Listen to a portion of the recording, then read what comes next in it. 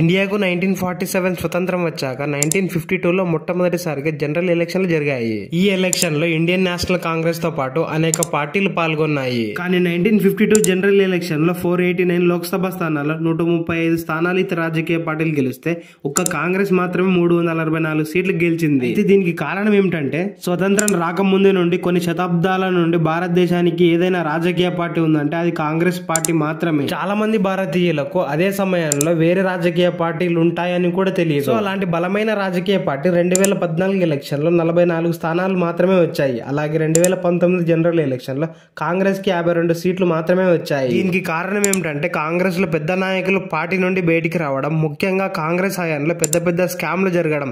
ఒకప్పుడు ఇండియాలో తిరుగులేని కాంగ్రెస్ పార్టీని ఇప్పుడు ప్రతిపక్ష పార్టీగా మారింది. 2024 లో జరగబోయే ఎలక్షన్ లో బీజేపీ పార్టీని తట్టుకుంటుందా ఆలోచించదగ్గ విషయం. ఈ వీడియోలో కాంగ్రెస్ పార్టీ పతనం అవ్వడానికి కారణాలు ఏంటో తెలుసుకుందాం. ఈ వీడియో స్టార్ట్ చేసే ముందు జస్ట్ ఒక లైక్ మాత్రం చేయండి చాలు. First of all Congress party ఎలా ఏర్పడింది అనేది చూద్దాం. 1880 సంవత్సరంలో బ్రిటిష్ పాలనకు వ్యతిరేకంగా భారతదేశాన్ని భారతీయులు పాలించాలని ఉద్యమాలు స్టార్ట్ చేశారు. ఈ ఉద్యమాలను సపోర్ట్ చేస్తూ 1885 లో ఏవో హ్యూమ్ అనే ఒక బ్రిటిష్ సర్వీసర్ ఆఫీసర్ ఇండియాలో బాగా చదువుకున్న వారితో మాట్లాడుతూ అందరిని ఐక్యం చేసి 1885 లో ఇండియన్ నేషనల్ కాంగ్రెస్ ని స్థాపించాడు. అలాగే 1915 లో మహాత్మా గాంధీ కాంగ్రెస్ లోకి జాయిన్ అయ్యాడు. ఆ తర్వాత దేశానికి స్వతంత్రం సాధించడమే ముఖ్య ఉద్దేశంగా కాంగ్రెస్ కి మెయిన్ ఎజెండాగా మారింది. ఫైనల్ గా 1947 లో స్వతంత్రం వచ్చాక మొదటిసారిగా 1952 లో జనరల్ ఎలక్షన్లు జరిగాయి. అందులో కాంగ్రెస్ పార్టీ భారీ మెజారిటీతో విజయం సాధించి పార్లమెంట్ లో 90% సీట్లు గెలుచుకుంది. అయితే దీనికి రీజన్ ఏమిటంటే మనకు స్వతంత్రం రాకముందు స్వతంత్రం కోసం అనేక ఉద్యమాలు జరిగాయి. 1905 లో స్వదేశీ ఉద్యమం, 1920 లో నాన్ కోఆపరేషన్ మూవ్మెంట్,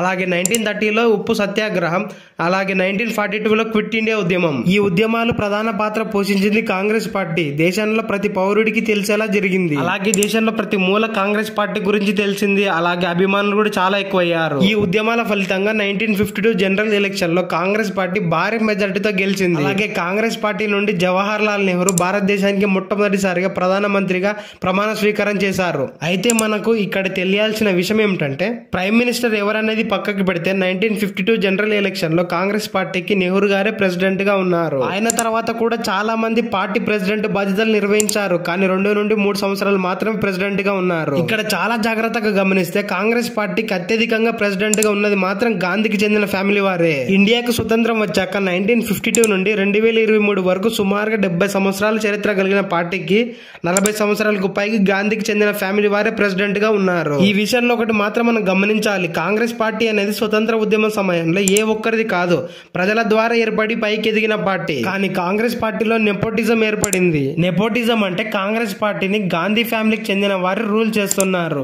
అలాగే వారే పూర్తి పెత్తనం చలాయిస్తున్నారు. ఈ విషయం ఒక మేజర్ పాయింట్ గా కాంగ్రెస్ పార్టీపై వ్యతిరేకత ప్రారంభమైంది. కాంగ్రెస్ పార్టీ మొదట్లో చాలా సిస్టమేటిక్ గా ఉండేది. పార్టీలో ఉన్న చాలా మంది నాయకులకు పార్టీ ప్రెసిడెంట్ అయ్యే అవకాశాలు వచ్చేవి. ఈ అవకాశాన్ని ఎక్కువ మంది కల్పించేందుకు 2 నుండి 3 సంవత్సరాలకు ఒకసారి పార్టీలో కొత్త ప్రెసిడెంట్ ఎన్నుకునేవారు. అయితే అప్పట్లో గాంధీ కుటుంబ సభ్యులు కూడా అందరితో సమానంగా ఉండేవారు. కానీ 1969 లో ఇందిరాగాంధీ కాంగ్రెస్ పార్టీని 2గా విడదీసింది. అలాగే ఈ రూల్స్ అన్ని మారిపోయాయి. అప్పటి నుండి కాంగ్రెస్ పార్టీలో వారసత్వ రాజకీయం స్టార్ట్ అయింది. కానీ అప్పటి వరకు గాంధీ కుటుంబ సభ్యులు కూడా అందరితో సమానంగానే పార్టీ ప్రెసిడెంట్ గా 2 నుండి 3 సంవత్సరాలు ఉండేవారు. కానీ 1978 లో ఇందిరాగాంధీ ఫస్ట్ టైం 5 సంవత్సరాల పాటు కాంగ్రెస్ పార్టీకి ప్రెసిడెంట్ గా ఉన్నారు. అలాగే ఇందిరాగాంధీ తర్వాత రాజీవ్ గాంధీ, సోనియా గాంధీ, అలాగే రాహుల్ గాంధీ ఈ నలుగురే కాంగ్రెస్ పార్టీకి సుమారుగా 40 ఏళ్ల పాటు ప్రెసిడెంట్ గా ఉన్నారు. ఇక్కడ విషయం ఏమిటంటే పార్టీ ప్రెసిడెంట్ గా ఎవరు ఉండాలనేది ఆ పార్టీ నాయకులు తీసుకునే నిర్ణయాన్ని బట్టి నియమించాలి. పార్టీ ప్రెసిడెంట్ అయ్యే అర్హత ఆ పార్టీలో ఉన్న సీనియర్ నాయకులకు అవకాశం ఇవ్వకుండా వారిని తొక్కేశారని గాంధీ కుటుంబం మీద చాలా వ్యతిరేకత స్టార్ట్ అయింది. కాంగ్రెస్ పార్టీ గురించి మనకు తెలియాల్సిన మరొక ఇంపార్టెంట్ విషయం ఏమిటంటే 1952 జనరల్ ఎలక్షన్ లో కాంగ్రెస్ పార్టీ భారీ మెజారిటీతో గెలిచి స్వతంత్ర భారతదేశంలో మొట్టమొదటిసారిగా గవర్నమెంట్ ని ఫామ్ చేసింది. కానీ 1952 లో నెహ్రూ గారు ప్రధానిగా ఉన్న కాంగ్రెస్ పార్టీ, అలాగే 2023 లో సోనియా గారు ఉన్న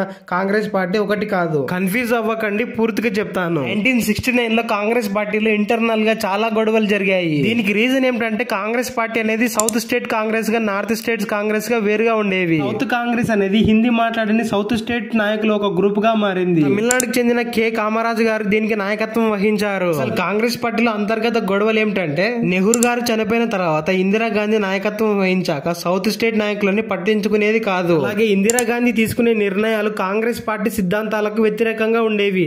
దీనివల్ల కాంగ్రెస్ కాంగ్రెస్ పార్టీ నాయకులంతా కలిసి 1969 లో ఇందిరాగాంధీని కాంగ్రెస్ పార్టీ నుండి బహిష్కరించారు. కానీ అదే సమయంలో ఇందిరాగాంధీ ప్రైమ్ మినిస్టర్ ఉండడం వల్ల ఆల్ ఇండియా కాంగ్రెస్ కమిటీలో ఉన్న 705 మందితో ఒక సమావేశం జరిగింది. కానీ సమావేశంలో 446 మంది ఇందిరాగాంధీకి సపోర్ట్ చేశారు. అలాగే 259 మంది కె కామరాజు నాయకత్వంలో ఉన్న వారు ఇందిరాగాంధీకి వ్యతిరేకంగా పోల్ చేశారు. దీనివల్ల 1969 లో కాంగ్రెస్ పార్టీ రెండుగా విడిపోయింది. మొదటిది ఇండియన్ నేషనల్ కాంగ్రెస్ ఆర్, అలాగే రెండవది ఇండియన్ నేషనల్ కాంగ్రెస్ ఓ. ఇక్కడ మనం గుర్తు పెట్టుకోవాల్సిన విషయం ఏమిటంటే ఇందిరాగాంధీకి అధికంగా సపోర్ట్ చేసిన కానీ ఒరిజినల్ కాంగ్రెస్ పార్టీ మాత్రం కామరాజ్ గారు నాయకత్వం వహిస్తున్న కాంగ్రెస్ ఓనే. అందుకే దీన్ని ఓల్డ్ కాంగ్రెస్ గా కూడా అంటారు. మొత్తానికి ఇందిరాగాంధీ తన మెజారిటీ ప్రూవ్ చేసుకుని 1969 నుండి 1977 వరకు ప్రధానమంత్రి పదవి బాధ్యతలు నిర్వహించారు. అలాగే ఇందిరాగాంధీ నేషనల్ ఎమర్జెన్సీని విధించి దేశమంతా అల్లకొల్లాలని చేసింది. అలాగే నేషనల్ ఎమర్జెన్సీ వల్ల కాంగ్రెస్ పార్టీపై అలాగే ఇందిరాగాంధీపై పూర్తి వ్యతిరేకత మొదలైంది. ఇదే మంచి సమయం అని ఓల్డ్ కాంగ్రెస్ నాయకులు దేశంలో ఉన్న ఇతర రాజకీయ పార్టీలతో కూటమి ఏర్పాటు చేసి జనతా పార్టీని ఏర్పాటు చేశారు. మనం కరెక్ట్ గా గమనిస్తే 1885 లో ఏర్పడిన కాంగ్రెస్ పార్టీ 1977లో పూర్తిగా అంతరించిపోయి వివిధ రాజకీయ పార్టీలతో ఏర్పడిన జనతా పార్టీకి ప్రాణం పోశారు. 1979లో కాంగ్రెస్ ఆర్ గా ఏర్పడిన కాంగ్రెస్ పార్టీకి ఇందిరాగాంధీ, అలాగే తన కొడుకు రాజీవ్ గాంధీ, అలాగే తన కోడలు సోనియా గాంధీ, ఆ తర్వాత తన మనవడు రాహుల్ గాంధీ, ఇలా వీరి నలుగురు చేతుల్లోనే కాంగ్రెస్ పార్టీ 40 సంవత్సరాలకు పైగా ఉంది. అందుకే కాంగ్రెస్ పార్టీని వారసత్వ రాజకీయ పార్టీగా మరియు గాంధీ ఫ్యామిలీ పెత్తనం చేస్తుందని వ్యతిరేకత మొదలైంది. అలాగే అదే సమయంలో కాంగ్రెస్ పార్టీ పతనం కూడా మొదలైంది. 1992 సంవత్సరంలో కాంగ్రెస్ పార్టీ అధికారంలో ఉండగా ప్రధానమంత్రి అయిన పివి నరసింహారావుపై విమర్శలు వచ్చాయి. 1992 కుంభకోణంలో ప్రధాన పాత్ర కాంగ్రెస్ అని చాలా విమర్శలు వచ్చాయి. అయితే 1980 తర్వాత కాంగ్రెస్ పార్టీ ఎక్కువ కాలం పవర్ లో ఉన్నది 2004 నుండి 2014 వరకే. 1998లో బీజేపీ పార్టీ ఏర్పాటు చేసిన ఎన్డీఏ కూటమికి వ్యతిరేకంగా 2004లో కాంగ్రెస్ పార్టీ యూపీఏ అనే మహాకూటమిని ఏర్పాటు చేసింది. అలాగే 2004లో ఎన్డీఏ కూటమికి వ్యతిరేకంగా ఉన్న అన్ని పార్టీలని యూపీఏ కూటమిలోకి చేర్చి 2004లో అధికారంలోకి వచ్చారు. అదే సమయంలో కాంగ్రెస్ పార్టీ పతనం కూడా మొదలైంది. ముఖ్యంగా 2014 కాంగ్రెస్ పార్టీ నుండి పీఎం పదవికి పోటీ చేసిన రాహుల్ గాంధీ చాలా విమర్శలు వచ్చాయి. ఈ దేశానికి పీఎం అవ్వాలంటే ఒక రాష్ట్రానికి సీఎం గా కానీ పార్లమెంట్ లో ఎంపీగా కానీ పనిచేసి ఉండాలి. రాహుల్ గాంధీ ఎలాంటి అర్హత లేకుండా పీఎం పదవికి పోటీ చేయడం అనేది కాంగ్రెస్ పార్టీ చేసిన పెద్ద తప్పు.